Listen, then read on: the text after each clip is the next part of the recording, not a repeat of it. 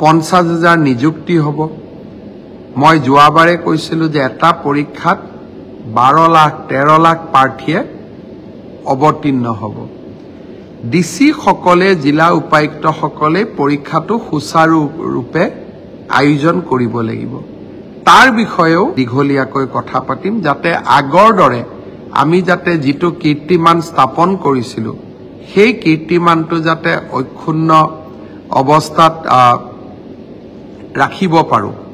তাৰ কাৰণে আমি ডিসি সকলক সজাগ কৰিব লাগিব আৰু আমি প্ৰচেষ্টা কৰিম যে এইবাৰো যাতে আগৰ দৰে আমি এটা স্বচ্ছ নিকা পৰীক্ষা পাতিব পাৰো। যোৱা কিছুদিনত মই ঘোষণা কৰা আঁচনিবিলাক ৰূপায়ণ কৰিব পাৰো, সফলভাৱে ৰূপায়ণ কৰিব পাৰো। 2 অক্টোবৰৰ পৰা আমি বসুন্ধৰা 3 আৰম্ভ কৰিম। বাল্য বিবাহৰ বিৰুদ্ধে এটা ডাঙৰ অভিযান আৰম্ভ হ'ব নৱেম্বৰ ডিচেম্বৰত। ইয়াৰ মাজত নিযুত মইনা আঁচনি আৰম্ভ হ'ব।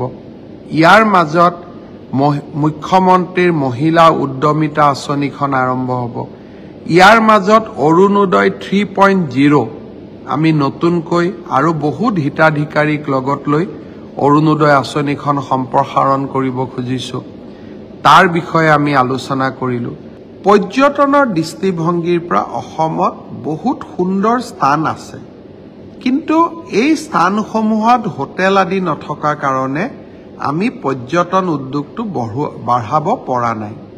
আমি এইবাৰ চিন্তা কৰিছো যে অসমত আমি হোম ষ্টে অৰ্থাৎ অসমৰ গুৰুত্বপূৰ্ণ স্থানসমূহত পৰ্যটকৰ সংখ্যা বৃদ্ধি কৰিবলৈ আমি হোম ষ্টেৰ এটা ডাঙৰ আন্দোলন আৰম্ভ কৰিব খুজিছো।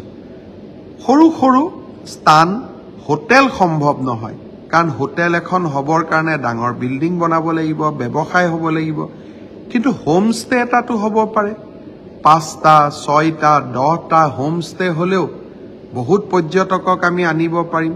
আমি তেওঁলোকক বাহিৰত আমি বিজ্ঞাপন দিম, জাগাখনৰ বিষয়ে জনাম বা ধৰ্মীয় অনুষ্ঠানটোৰ বিষয়ে জনাম।